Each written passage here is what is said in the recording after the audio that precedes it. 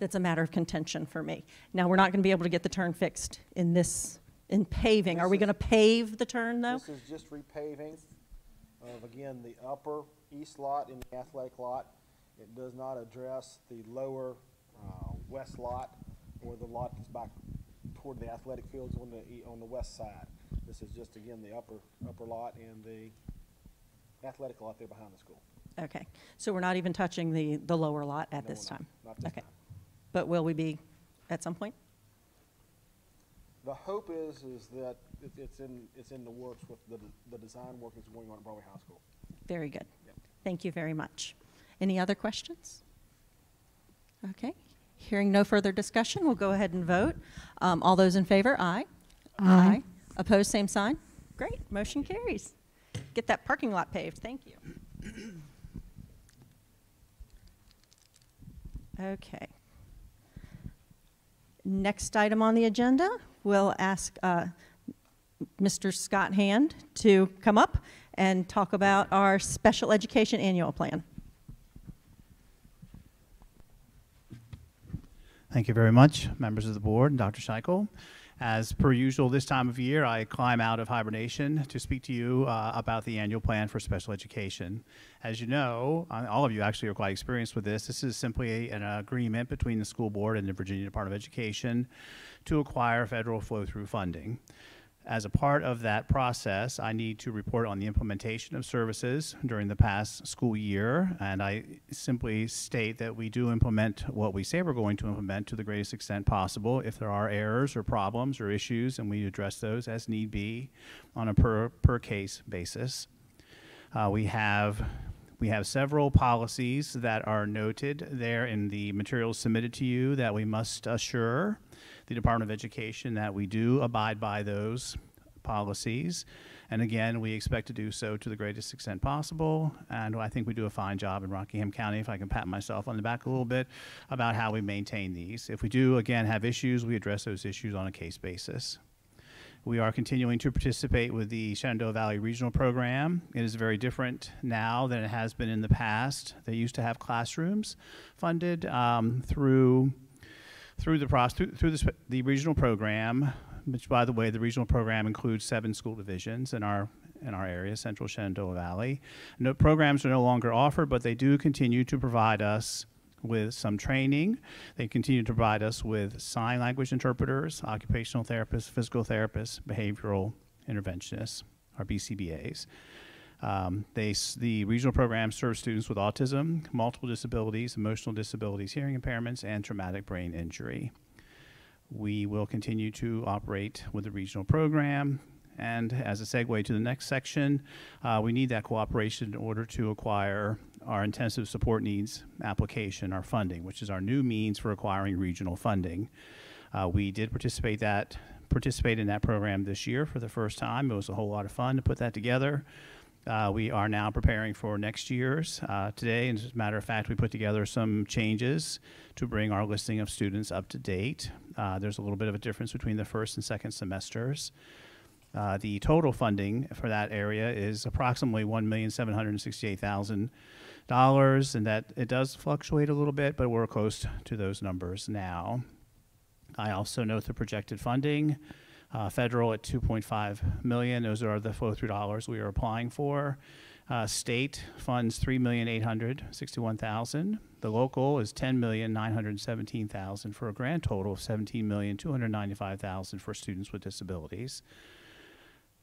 We are required to participate in the proportionate federal share, spend a proportionate amount of set-aside money of our flow-through funds. Our federal funds must be set aside for families who provide instruction at home or are in private schools. There is an error there on the dollar amount, and I'll have that corrected tomorrow. And it is approximately $2,329.40 per child, not $23,294. Minor detail, but I'll fix that tomorrow. We are continuing with our ongoing initiatives. Traumatic brain injury is still in process. In fact, tomorrow night, Chris Bryant will be driving to Richmond to present on Wednesday to a training program for TBI. We have participated in this training program for quite some years. In fact, Ms. Becky Hill-Shiflett had participated in this very same event for a number of years. We are continuing to work, speaking of Becky Hill-Shiflett, with the Trauma-Informed Care Network in conjunction with the Innovation Committee. The Virginia IEP is our online program that we are continuing to develop, and that's coming along just fine. We're all becoming quite comfortable with that system now. We are continuing with our level 1 and 2 pre-referral interventions and the MANT training system, which is for restraint purposes. I have a listing there also of our teachers by local and federal dollars. Roughly the same as last year, 58.5 local and 26 federal. Our preschool breakdown is now 11 programs. I've asked for an 11th program for next year, and hopefully that is still in the budget process. 5 of those are locally funded and 6 federal. We have 118 paraprofessionals, which astounds me, but that's what we have. And this does not include our CSA-funded positions, which is about 7 additional positions, and those are for students that are coming out of day placements or residential placements. The CSA, which is the Children's Services Act, provides us funding for 15 months, which allows for the summer jump. So we can carry some kids over until the next year. We've had great success, knock on wood, a little bit with that so far this year. That's been wonderful to have that ability to provide that additional assistance while they transition back into public schools. We will still have 14.6 speech pathologists, 2.8 OT, 1.5 PT, we have 5 sign language interpreters, and beginning next year, all of our sign language interpreters will now be through the regional program. We will no longer be employing our own, which is a great change for the future. We have 4 behavior analysts. We have 1 transition facilitator, a part-time alternative assessment facilitator, an out-of-district placement facilitator. And I do have 8 psychs and 8 social workers, but actually in the budget right now that is 7 and 7, not 8 and 8. I'll change that as well. And we will continue, at least until July 1st, we will continue with allied instructional services on a contracted service basis. Our current child count is 1,259 students, which is 11.15% of our student population. And that does not include our Section 504 students, which is about 170. I will be back in a month. Oh, by the way, I've already presented this to the Special Education Advisory Committee, complete with my monetary error. I will correct that with them as well in a couple weeks, and then I'll be back to you 2 weeks after that for your hopefully your approval for this process. And then I submit to Richmond in May. Any questions? Board members, do you have any questions? Yes, I do. Your child count, is it about the same or up or down? I range from 9.5 to about 12%. So we're there in the range. It's a little bit, it's fine. I'm perfectly happy with that. It seems like we are receiving an awful lot of referrals right now. I sent out a memo to principals the other day that we have 151 referrals in process, and I think at that time we had 52 days of school left. So that's a little bit of an issue for me, and I hate to pass that on to somebody else in the future, because I think we're not going to be able to clean that up by the summertime. So we're going to have some issues there. But yes, it's within range. Okay, thank you. I don't have a question, but just as you said, you don't want to pass that on to someone. Scott is retiring, and so I want to thank you in this forum. People I've talked to, Scott Hand is known across the state for the quality of his work, for his commitment to students with disabilities. I believe you're the longest serving special education director. I think that's urban legend. In the universe. In the universe. In the universe, from what I hear in Virginia. So you've done amazing work for our students, and I just want to personally thank you. Well, thank you, Dr. Scheichel. I appreciate that. To echo that, thank you so much for all of your work. You will be missed, but you're going to enjoy retirement. Thank you for all of your work.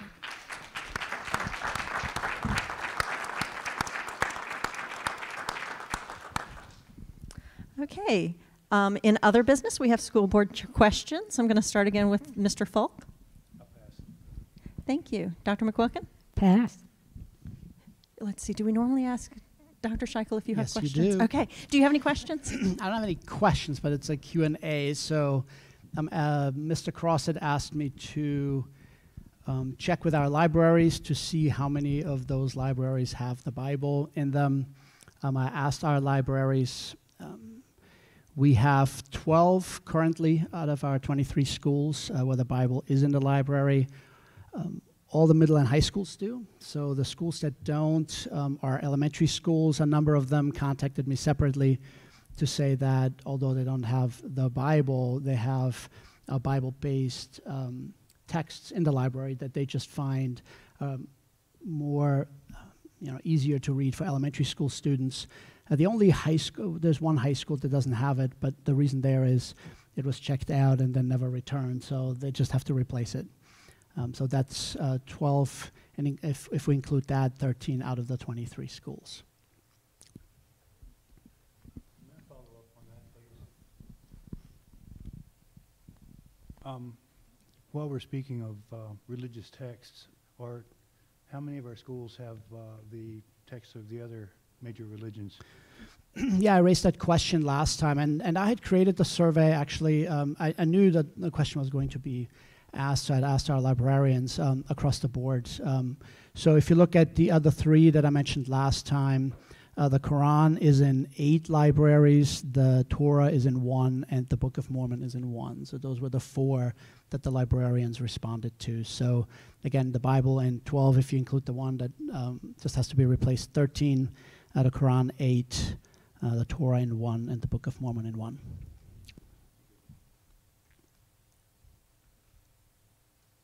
Thank you. I don't have any questions, except do you have any more answers for us, Dr. Scheichel? Okay. I think that concludes the open part of our meeting. We do have reason to go into closed session, and the chair will move that the board enter a closed session to discuss and consider the following pursuant to the provisions of Virginia Code, Section 2.2-3711, personnel, specific public officers, appointees, or employees for the purpose of considering such individuals' assignment, appointment, promotion, performance, salary, or resignation. Do I have a second? Second. Is there any discussion? Hearing none, all of those in favor, please say aye. Aye. Opposed, same sign. We are in closed session. Thank you all, and travel safely home.